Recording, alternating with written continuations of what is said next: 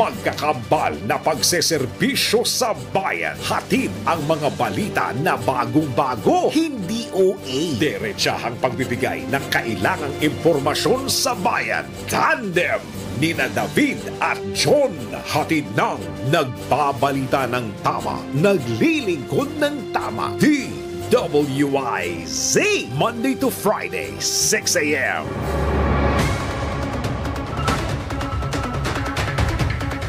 Muli balikan natin ang headlines sa inyo po nag-iisang Tandem. Tandem! Pagtalakay ng Senado sa Economic Charter Change o CHACHA, hindi umano papaspasan. Tandem! Gobyerno gagamit ng puwersa hirit sa paghihiwalay ng Mindanao sa Pilipinas. Tandem! Halos 60% ng mga Pilipino kontento sa Marcos administration ayon sa survey. Tandem! Apektadong pamilya sa pagbaha sa Davao Region, sumampa na sa mahigit 200. Tandem! Kamara nananatiling naka-heightened alert dahil sa bomb threats. Tandem! At balitang pangkalakalan, palitan ng piso kontra dolyar, bumaba. Tandem! Balita naman sa ibaing dagat, forest fire sa Chile tinaguri ang worst disaster sa bansa. Tandem! At balitang showbiz, international rapper killer Mike inaresto matapos makatanggap ng 3 Grammy Awards. Tandem! Sa balitang pambalakasan, ang tabayanan ng sports news ni Tandem Anthony Suntay. Tandem! Sa oras na 5 sandali makalipas ang ikapito ng umaga, sa detalye pa rin ang mga balita. Daraan sa masusing pag-aaral ng Senado ang panukalang Economic Charter Change o CHACHA. Ito ang tiniyak ni Senate President Juan Miguel Zubiri kasabay ng inilargang pagdinig ng Senate Subcommittee on Constitutional Amendments and Revision of Codes sa resolution of both Houses number 6 na naglalayong amyendahan ang 3 economic provisions ng konstitusyon. Ayon sa Senador, hindi mamadaliin ng Senado ang pagtalakay sa panukalang economic CHACHA.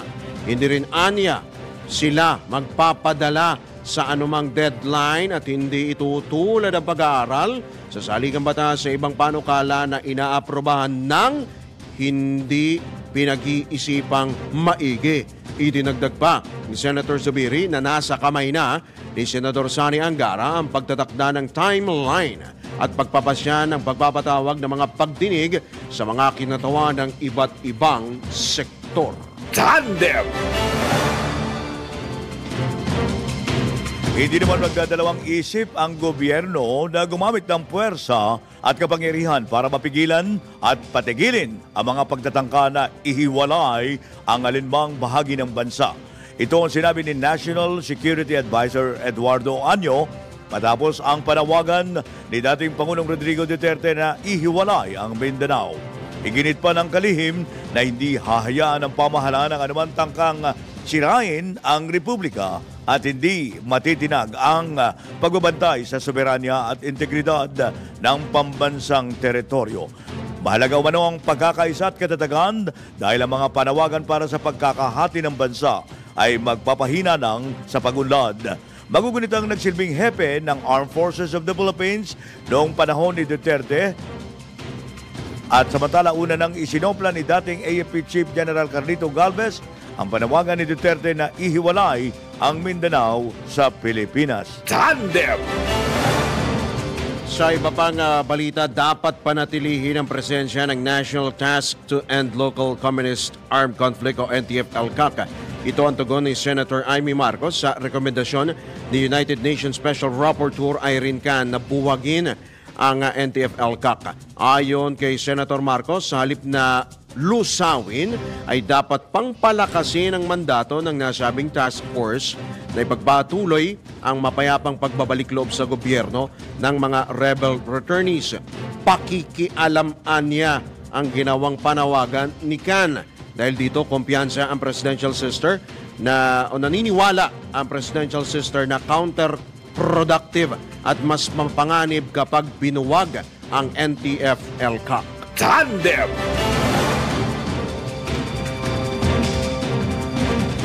Binabantayan na ng Philippine National Police ang mga grupong nagsusulong na ihiwalay ang Mindanao sa bansa. Ito naman ang inanunsyo ni PNP Chief General Benjamin Acorda Jr.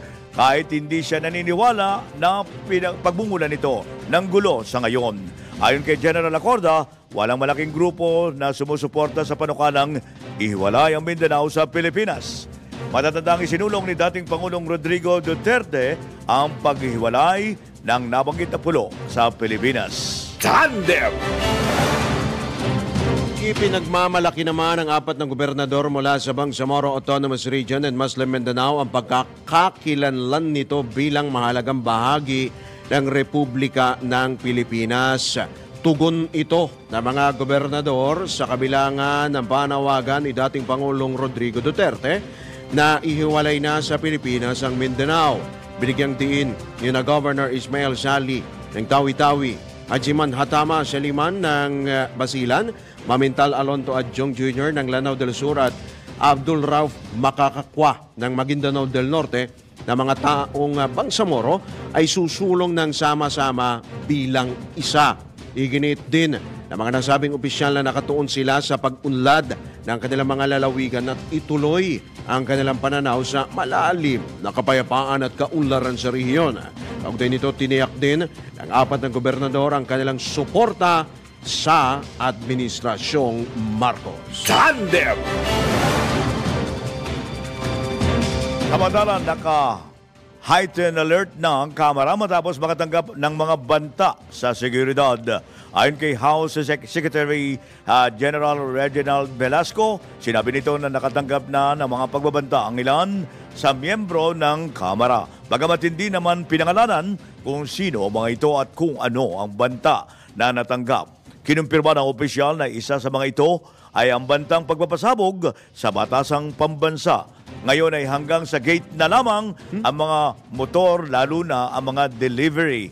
Bawal na rin ang mga motorsiklo na nang magpark o tumambay sa tapat ng anumang gusali sa loob ng Batasan Complex. Isa kasi, Anya, na napansin ng security ang paikot-ikot na motorsiklo sa bisinidad ng Kamara. Mananatilian niya ang heightened alert o security alert status hanggang sa magdesisyon ng House leadership na humupa na ang banta.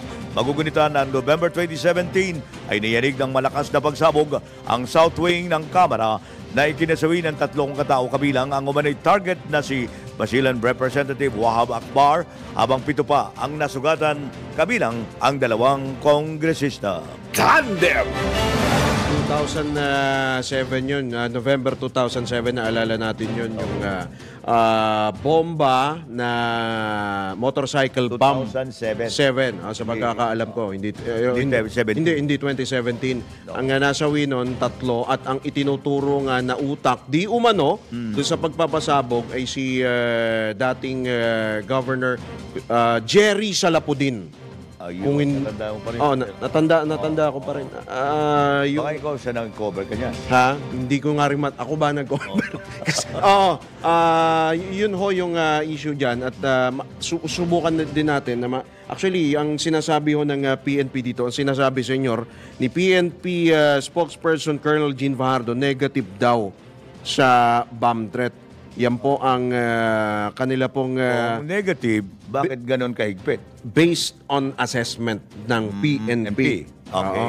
At though yung paghihigpit ay talagang kailangan naman din yan. Sinasabi mo nga... Pero hindi naman ganong katinding paghihigpit. Kagaya ng... Ay para sona eh. Kinampara daw parang kamukha sa sona. Ay pag sona, traffic na yan. Ay! Oo nga. So, ano po tayo... Antabay lamang po sa mga update kaugnay po sa balitang yan. Sa iba pa ring tampok na balita, sa oras na 13 sandali makalipas ang ikapito ng umaga, halos 60% ng mga Pilipino ang kontento sa pamumuno ng Marcos administration sa Pilipinas. Ito'y batay sa resulta ng tugon ng masa survey ng Okta Research, kung saan 14% rin ng mga Pilipino ang nagsabing hindi sila kontento sa pamamahala ng gobyerno, habang 24% ang walang tugon. Ayon sa Okta, ang performance rating ng kasalukuyang administrasyon ay mula sa 53% hanggang 71%. May pinakamataas sa National Capital Region at Visayas na may 71% habang pinakamababa sa Balance Luzon na 53%. Isinagawa ang survey noong December 10 hanggang 14 ng isang taon mula sa 1,200 respondents sa buong bansa. Tandem!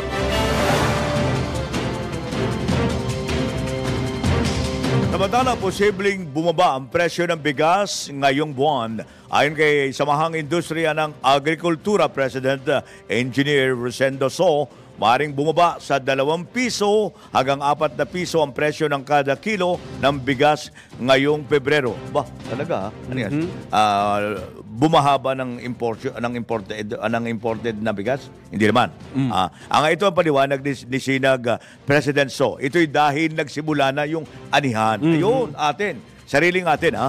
At kaugnay nito, sa Marso hanggang Abril, ang peak o rurok ng harvest season. At kaya naman, umaasa si Agriculture Assistant Secretary at spokesman Arnel de Mesa na mas bababa pa ang presyo ng bigas. Tandem! Sana pati rin yung iba pang presyo ng pagkain. Hindi lang bigas. Hindi kasi pangunahin ng bigas. Pangunahin ng bigas talaga. Pero Kasi maganda. kahit na wala kang ulam, pwede ng bigas. Pwedeng kanin, Hindi, lugaw. Lugaw, tama. Lugaw. Speaking of pagkain, senyor, target ng gobyerno na maibaba sa 70 hanggang 80 pesos kada kilo ang presyo naman ng bangus. Ayon kay Agriculture Assistant Secretary at Spokesman Arnel de Mesa, pinag-aaralan na nila ang mga hakbang na kailangang ipatupad upang mapataas ang produksyon ng isda lalo sa Laguna de Bay. Idinagdag pa ni ASEC at de Mesa na kahit hindi saklaw ng DA ang lawa, kasi LLDA po yan ay kumikilos na ito upang mapalago at mapataas ang produksyon. Ang Laguna, ang isa sa pinakamalaking supplier o Laguna Lake, ang isa sa pinakamalaking supplier ng isda sa Metro Manila. Tandem!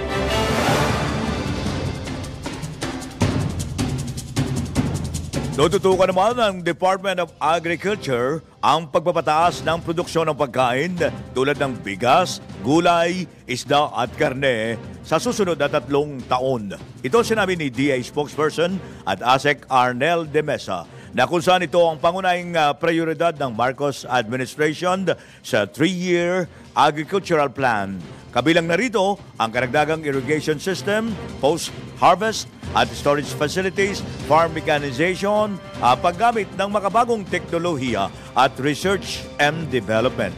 Nabatid na prioridad rin ng DA ang digitalization sa agri-sector upang mapabilis ang pagsasama ng teknolohiya sa pagsasaka at logistics. Samantala, layunin din ng DA na mapataas ang kita ng mga magsasaka, mapababa ang halaga ng bilihin, maisaayos ang data collection upang mapabilis rin ang pagtugon sa pangangailangan ng mga magsasaka at mangingisda sa merkado. Tandem! Isinusulong naman ng Department of Agriculture ang pagpapalakas ng produksyon ng gatas. Upang maisakatuparan ito, ilang panukala ang inihain ni Dr. Gabriel Lagamayo, National Dairy Administration Administrator, kay Agriculture Secretary Kiko Laurel. Ayon kay Lagamayo, mapapataas ang produksyon ng gatas sa pamamagitan ng pagpaparami sa mga hayop na nasa milking line, lalo na ho yung baka, pagtatayo ng dairy-related infrastructures at pagtataguyod sa consumption ng local milk at dairy products. Ang din ito target ng dalawang ahensya na maabot ang 80 million liters na milk production sa taong 2028. Katumbas po yan ng 2.5% increase na milk output sa susunod na 5 taon. Tandem!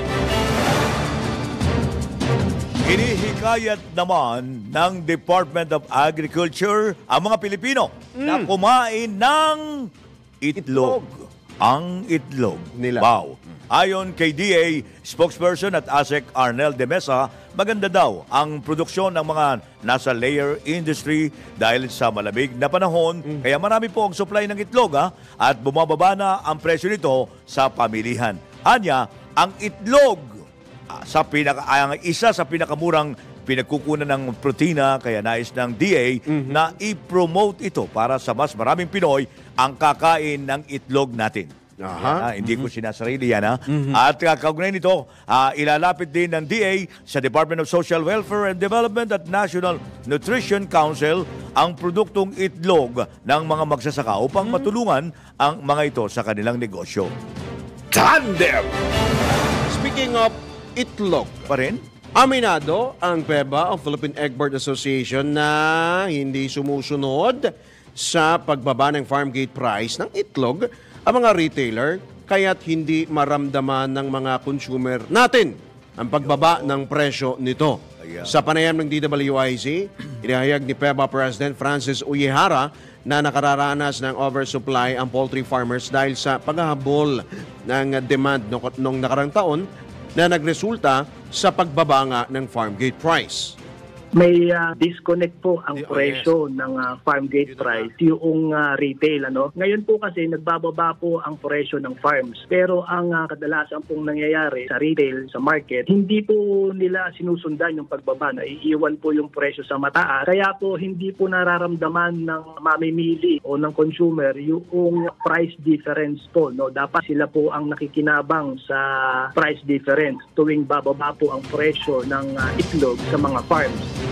Iginit din ni Uyehara na nagsasagawa na sila ng natural correction bilang ang ginagawa nilang hakbang kaugnay sa oversupply ng itlog. Ang ginagawa po ng farms, normal reaction po niyan ay magbawas ng mga alagang manok. Kasi po, nagbabawas po kami na ang mga expenses tsaka operational cost. Ito po yung nangyari early last year. Dahil po nalugi rin po ang mga farms, nagbawas po ng mga alagang manok ang mga farms para po to compensate doon sa kanilang losses at para po mag-adapt doon sa current demand ng ating bansa. Yan po ang tinig ni Francis Uyehara, Pangulo ng Philippine Egg Board Association sa panayam ng DWIC. Tandem! Samantala, mula sa itlog, yung mga may hilig naman ng GG. Ay! Yan. Magandang balita ito para po dyan, ha? At inanunsyo na po ng Department of Agriculture na maaari ng asahan ng pagbaba ng presyo ng galunggong sa susunod na linggo. Magandang balita natin, ha? Puro pagbumura, ha?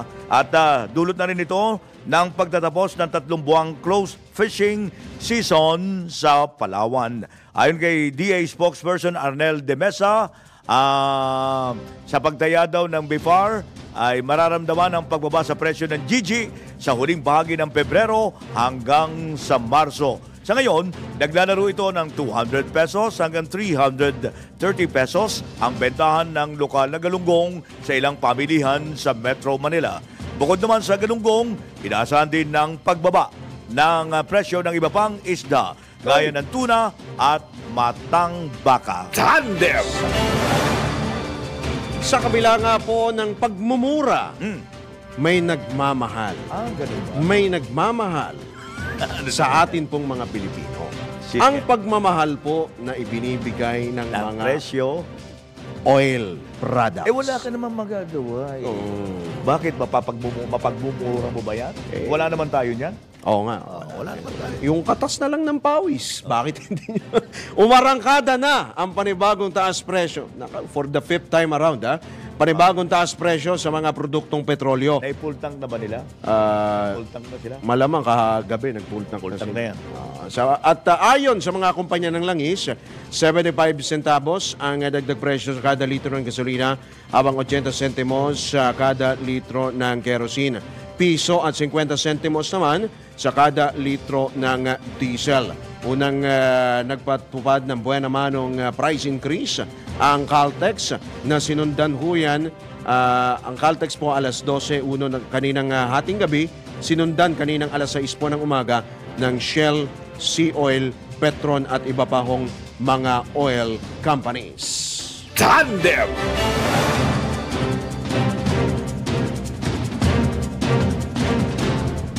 Okay, sige. Ito kanina, kagaya ng binabanggit natin na Senyor Ray, yung hiwalayan. Yung ihiwalay ang Hindi, kolor sa puti? hindi Hindi ganun, ha? Hindi to yung hiwalay ng mga artista. Hiwalay yung asawa mo, pwede mo nang palitan, hiwalay mo na. Eh, meron ganun sa Kongreso eh. Tanungin natin. Actually nga, kilala ko pa yung medyo yung sponsor ng hiwalay sa asawa eh. Sino? Hiwalay yan. Si Bebot. Si Pep. Si Bebot. Siya Okay. ngayon, ang gusto na naman niya, ang hiwalay, ang Mindanao. Tama. Yan. Sige, ito tanungin na rin natin ang Pangulo ng League of Cities of the Philippines na si Cebu City Mayor Michael Rama. Nasa kabilang linya po natin siya na via Zoom. Magandang umaga po, Mayor. Welcome po muli sa DWIC LU23. Drew na sino po muli at Senyor Ray Pacheco. Ray. Sino to? Mayong aga. Si Senyor Ray Pacheco po. Mayong aga, Senior Mayor. Ray. Mayong aga. Saka Senior Drew. Opo. Magandang umaga bayan. Mayong aga. Mayong aga po, Mayor. Kayo po ay Pangulo ng League Cities of the Philippines. Batid namin, mahalaga po ang inyo pong opinion. Hinggil po dito sa isinusulong nga po ni dating Pangulong Rodrigo Duterte at dating House Speaker Bebot Alvarez na ihiwalay po ang Mindanao sa Pilipinas. Ano ang reaksyon nyo ho rito, Mayor, nung narinig po ninyo itong panukala ho na ito? Ang sa akin, being a mayor, then president ng League Cities of the Philippines, we are on the view na dito tayong magwatak-watak. We maintain a united and undivided Philippine archipelago. Isang country lang yung pag-uusapan natin. So we wish na at this point in time, kailangan tulong-tulungan at saka magdasal for wisdom, for spiritual direction, at saka I really wish that we should all give yung unity, yung Marcos Duterte a chance. Okay. So kayo po ay tutol sa kabila nga po, although kayo po ay magkakapartido pala. Mayor, nito pong ni dating presidente. So, Totoo yan. Opo. Pero we operate on a democratic atmosphere. Apo. Kaya they will have their own views, which is part of the Constitution. Pero being the president of the League Cities of the Philippines, kaya nga kami mayroong liga, para unity in our direction, unity in our views. Saka as a PDP Laban Vice President po, hindi naman makikita mo naman na we are not stifling. Democracy is alive in our party. Okay. Mayor, being the president ng Liga ng mga syudad sa buong Pilipinas, ano po naman ang pulso ng mga kasamahan nyo ng mga city mayor? Nagkakaisa ba kayo o may kanya-kanya rin silang meron din sumusunod sa kagustuhan, meron din sumasang-ayon sa kagustuhan ni dating Pangulong Duterte?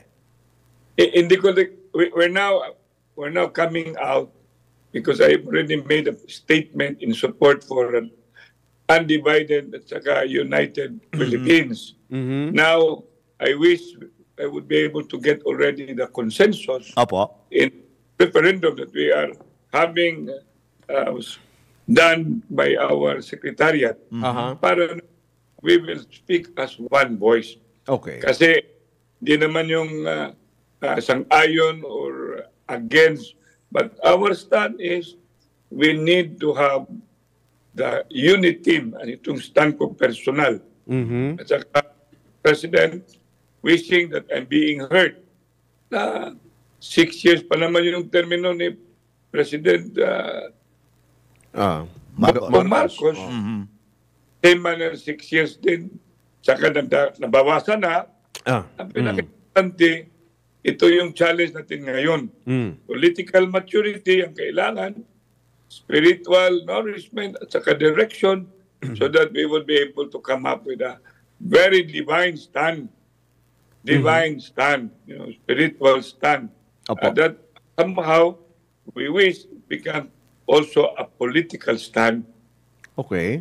Okay. Mayor, ano naman ho ang stand ng mga city mayors? Of course, ang ginagawa pong pagtalakay sa economic provisions po ng charter change. At matanong ko nga, Mayor, meron ho bang mga nakarating ho sa inyo, yung mga signature sheet para ho dun sa People's Initiative?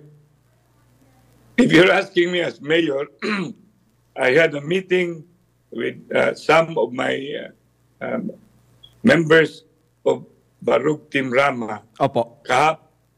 Then I will again be also meeting with all the barangay kapitan. There were few that were being tapped, and I do not know whether they're telling the whole truth, but very few from the mountain barangays that been involved. Pero as mayor of the city of Cebu, wala namang nobody approached me. Okay. Nobody. Walang nag-approach sa inyo. Though, Wala na. ang Cebu, alam naman natin, Senyor, vote-rich province, You know. vote-rich city, ang Cebu, Mayor. So, though walang nag-approach, kayo ho ay tutol dito ho ba o pabor dito sa PI na ito, sa pag-amyenda po sa mga probisyon, ilang probisyon ng konstitusyon? Alam mo, constitutional change, Yan. ang presidenteng dumadaan, talaga yung palaging ought to be a priority at the start of the term. Kasi talagang looking back, 1935, saka yung 1970. sinasabing constitution under a revolutionized government, being referred even a compromised constitution. So there really is a need to tackle the constitutional change. Kaso lang, hindi naman yung biglang-biglaan na it ended up like wildfire. Ito na. It has become a national concern. Sa tingin ko, there was a time, si Senator Ruben Padilla came to Cebu. Senator Robin, And yes, I was opo. I was very clear as a mayor of the city of Cebu. I am very clear for a constitutional change. Okay. Pero wag yung mga sinasabing constituent assembly, ito pinaka sa akin Kon-kon. worst to worst. Di mo nga alam, biglang nagiging PI. You know? PI, alam mo, pag si President Digong magsalita ng PI, alam mo na, emphasis. Pero ito na yun. This is the call of the time. God, Drew at saka Ray. Bring statesmanship, nationhood, at saka heroism, patriotism. Let's not divide the country. Let's not. This is the only country we have. Tonight. And these two leaders, which we have utmost respect, yan talaga ang panawagan ko personally. Kasi kaming mga Rama, over 100 years po kami nanunungkulan dito sa Cebu. From the national, then down to the provincial, now I am in the city. Hindi yung pumasok lang kami na basta-basta. Okay. Kaya kailangan talaga gradual. Tama ba, Mayor? Hindi talagang, kasi pag Hindi pumasok pwede ka, yung bigla. Unti-unti lang. I will cast as person to others. Kasi talagang gusto ko talaga personally. Because we have a family that has been participating on a constitutional change. Napoleon Rama, kapatid ng kasama nyo sa Opo. repress. Aha. Sinasabi natin MOPC, presidente yun. He has been twice a constitutional delegate. Constitutional delegate in, ang una, yung Constitutional Convention. Okay. Sama pa nga ako, campaign for my uncle. Yung pangalawa, it has become an appointed Constitutional Commission. Okay. Ayaw ko yung, when you are relying on Congress as a constituent assembly, they have not been elected as congressmen to tinker the Constitution. Kasi pag mayroong Constitutional Convention, qualification yan. Hindi yun basta-basta anak ka lang. Hindi basta mayroon kang, sino ba yung, wala ka namang educational background about your knowledge, about the Constitution. Kailangan yan. Puso yan, hindi yan utak lang, puso. Okay. Mayor, batid namin tama ba, last January, pumunta kayo ng Davao, nakipag-meet kayo kay dating Pangulong Digong at meron daw kayong magiging meeting sa Cebu, magpupulong po ang PDP laban. Tama ho ba? By April I yan? went to Davao po. Abril daw po. April daw, Mayor? With Pito Alvarez, President. Apo? Ako yung President ng Visayas, President Pito Alvarez, siya yung Presidente, saka si Pangulong Digong po ang Chairman. Andun kami, usap kami with Bingbong Meldadia. Sadya ko talaga, kasi ang dami na nag-exodus papuntang kung saan partido. Okay. Naman ni President Pito Alvarez, si Pito, yung governor ng Palawan, sabi ko sa kanya, kahit tayo na lang dalawang maiwan, huwag tayong pupunta kung saan. Mag-over the bakod. Ito na like yung being turncoat, political butterfly. You know, that word is, for me, doesn't augurs well. Okay. Kaya nagpunta kami doon for direction.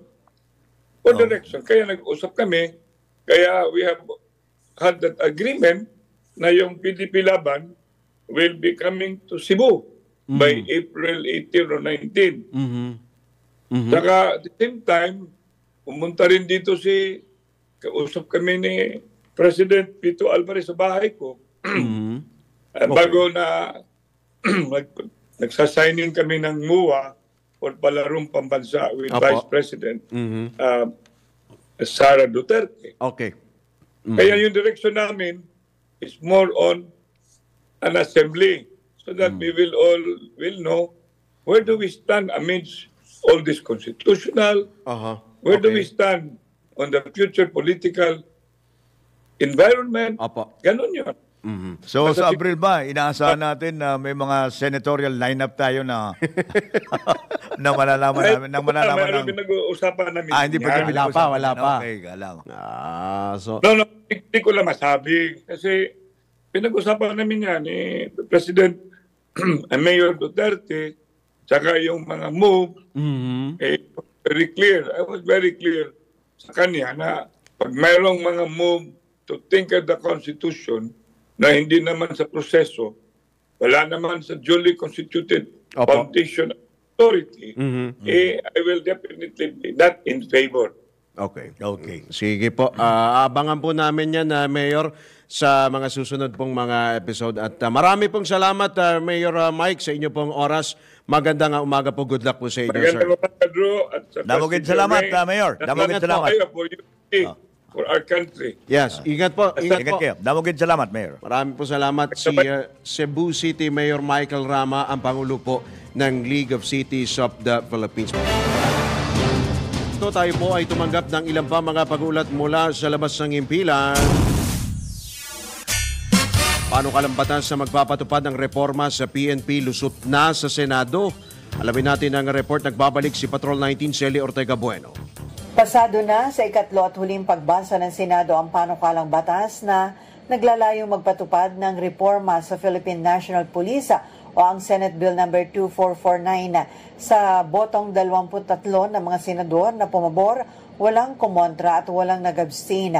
Approve na ang panukalang mag-aamyenda ng Republic Act 6975 o yung Department of Interior and Local Government Act at ang Republic 8551 o yung PNP Reform and Reorganization Act of 1998. Kabilang sa mga pinapanukalang amyenda ng panukalang ito ay ang paglipat ng kapangyarihan na magtalaga ng Chief of Police at Provincial Directors sa mga syudad at munisipalidad sa PNP Chief mula sa kasalukuyang nagtatalaga nito ay mga mayor at governor. Nakasad rin sa panukala ang compulsory retirement age ng mga kawani ng PNP ay tatakda na sa 57 mula sa 56 years old lang. Itinakda rin nito na magkaroon ng fixed term na 2 taon ang PNP chief. Imamandato rin sa panukala na maitaas ang estado at pagtrato sa PNP Academy at mga kadete nito. Nakasad din na itatrato na bilang empleyado ang mga kadete at gagawaran ng titulo na pulis cadet at bibigyan ng karampatang mga sweldo at mga benepisyo ang mga ito. Ito sa Patrol 19, Sally Ortega Bueno para sa DWIZ, nagbabalita ng tama, naglilingkod ng tama. Tandem! Maraming salamat, Sally. Samantala, may report tayong tatanggapin mula kay Gilbert Perdes mula sa Palasyo ng Malacanang. Performance ng presidential appointees isinasailalim na sa review ayon po sa Malacanang. Detalye niyan, ihahatid ni Gilbert Perdes. Gilbert? Kinumpirma ng Malacanang ang paglalabas ng memorandum ng Presidential Management Staff of PMS na nag-oobliga sa lahat ng mga incumbent presidential appointees na itinalaga bago mag-Pebrero 1 na nakarang taon na magsumite ng mga updated documentary requirements. Ayon sa Presidential Communications Office o PC, ang memo ay bahagi raw ng pagre-review sa performance ng mga appointees upang matiyak na nanatili silang kwalipikado sa kanilang mga posisyon. Sinabi naman ni PCO Secretary Cheloy Garafil na ito raw ay direktiba para sa lahat ng mga presidential appointees, maging ang mga itinalaga ni Pangulong Ferdinand Marcos Jr. Nabatid na may mga nalalabi pang opisyal ng gobyerno na appointee ni dating Pangulong Rodrigo Duterte at dating Executive Secretary Vic Rodriguez. Patrol 13, Gilbert Perdes para sa Himpilang May Todong Lakas. DWIZ, nagbabalita ng tama, naglilingkod ng tama. Tandem! Sa iba pang nabalita, mahigit 11 milyong pisong halaga ng tulong pinansyal ipinamahagi ng NHA sa mga pamilyang nasalanta ng bagyo sa Laguna. Detalye mula kay Patrol 30, Jelly Mendez. Aabot sa mahigit 11 milyong pisong halaga ng financial assistance ang naipamahagi na ng National Housing Authority sa mga pamilyang pinadapa ng Bagyong Paeng sa Calamba, Laguna. Matatandaan na naapektuhan ng masamang panahon ang nasa 1,692 families kung saan ay inuutos na ni Pangulong Ferdinand Marcos Jr. na bigyan ng panibagong simula ang mga affected families. Sa nasabing bilang, 540 na pamilya ang lubhang napinsala ang mga bahay na tumanggap ng tig 10,000 pesos habang tig 5,000 pesos naman ang natanggap ng 1,178 na pamilya na bahagyang nasira ang kabahayan. Naging matagumpay naman ang pamahagi ng tulong pinansyal sa pakikipagtulungan ng mga lokal na pamahalaan at mga ahensya ng gobyerno. Pinangunahan ni na Senator Amy Marcos at NHA General Manager Joe Bentay ang pagbibigay ng ayuda sa tulong na rin ng Emergency Housing Assistance Program o ang EHAP ng NHA na makakatulong tungo sa maayos na pamumuhay ng bawat Pilipino. Ito si Patrol 30, Jelly Mendez nagulat para sa Himpilang May Todong Lakas sa DWIZ, nagbabalita ng tama, naglilingkod ng tama. Tandem!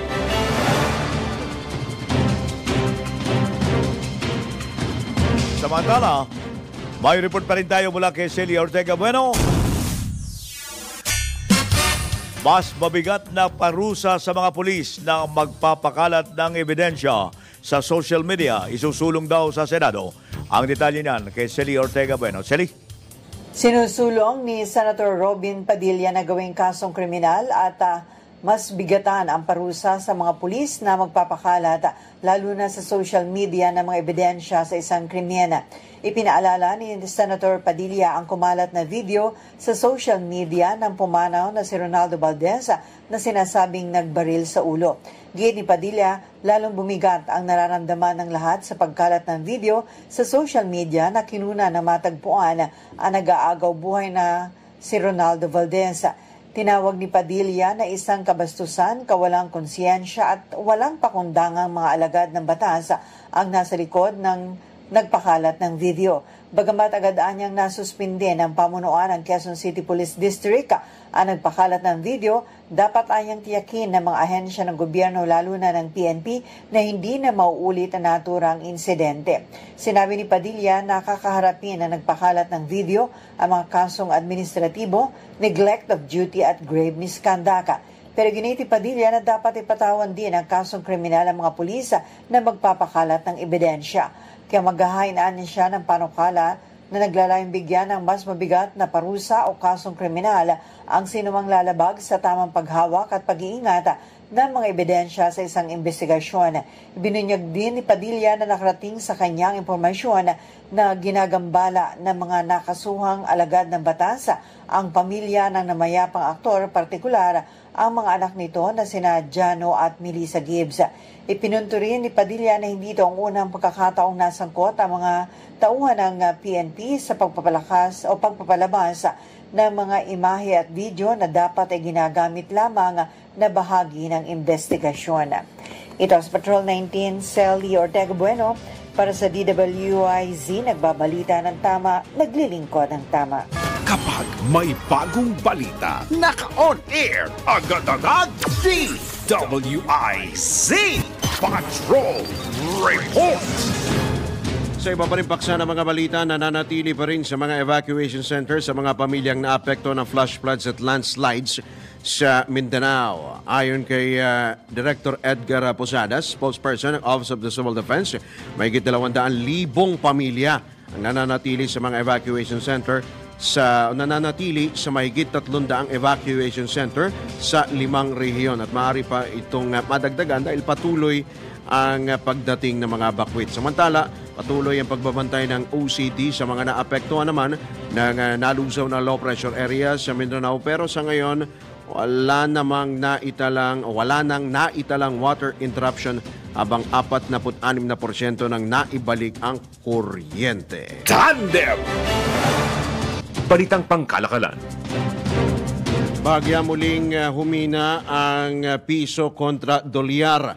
Nagsara ang palitan sa 56 pesos 29 centavos kada US dollar kahapon. Kumpara ito sa 55 pesos 92 centavos na halaga ng piso kontra dolyar noong linggo.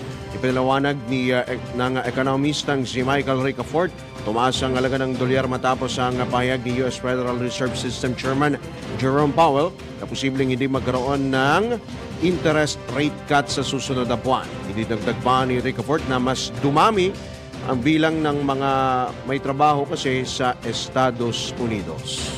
Tandem! Mga balitang dapat alam mo kahit sa labas ng bansa. DWIZ Balita sa Ibang Bansa. Patuloy na nadaragdagan naman ang bilang ng mga nasawi sa wildfire sa Chile, South America. Ayon kay Chile President Gabriel Boric, umabot na sa mahigit 100 katao ang namatay sa malawakang sunog habang daan-daang individual ang nawawala. Posible rin na niyang maapektuhan ang mga kalapit na lugar gaya ng Bina del Mar at Valparaiso na dalawang baybaying lungsod ng sikat na mga turista. Dahil dito nababahala si President Boric na posible pang tumaas ang casualties at bilang ng mga nasawi sa sunog sa kagubatan sa gitnang rehiyon ng Valparaiso. Tandem! Ito na ang latest, bagong-bago, fresh na fresh, DWIZ Showbiz News. Update po sa katatapos lamang po na Grammy Awards na inaresto ang rapper na si Killer Mike matapos kang masangkot sa kaguluhan sa loob mismo ng Crypto.com arena. Naganap ang pag-aresto sa rapper ilang minuto matapos magwagi ito ng 3 Grammy Awards. Sayang naman. Ayon kay Los Angeles Police Spokesperson Mike Lopez, sangkot ang rapper sa kasong misdemeanor. Sinampahan ko ito ng kasong misdemeanor. Kaugnay nga po sa kanya pong pagkakasangkot sa kaguluhan. Nabatida nagwagi ang kanya pong awit na Scientists and Engineers bilang Best Rap Song at Best Performance, habang ang kanyang album na Michael ay nagwagi naman bilang Best Rap Album. Tandem! Alright, at tayo po ay sumasapit na po sa ating pong pansamantalang pagbabaalam ngayong araw po na ito ng Martes, ngayong pong Pebrero 6 taong 2020. Bilis ng araw. Ang bilis talaga. Pero mo, magja-Chinese New Year pa pala. Ngayon ay ang buwan ng pagmamahal. Buwan Kaya ng maraming pagmamahal na nangyayari. Totoo yan. Pati lahat ng pagmamahal. Eto, bago tayo magpaalam, batiin muna natin ang isa pong maligayang kaarawanan. Kasama po nating writer sa DWIZ, si Laika Cuevas. Happy birthday din kay Larry Borda, ang ating pong Aliw Utility. Happy birthday din kay Richard Bertuzo ng DWIC, ang DWIC Station Manager ng Iloilo. Ayan. Isa pong maligayang kaarawan din sa lahat po ng mga nagdiriwang ng kanila pong kaarawan ngayon pong araw na ito. At sa ngalan po ng buong tropa ng DWIC, sa ngalan din po ni Tandem David Oro at John Ibanez, kami po yung mga nakasama, Drew Nasino, Senyor Ray Pacheco, nagbabalita ng tama, naglilingkod ng tama.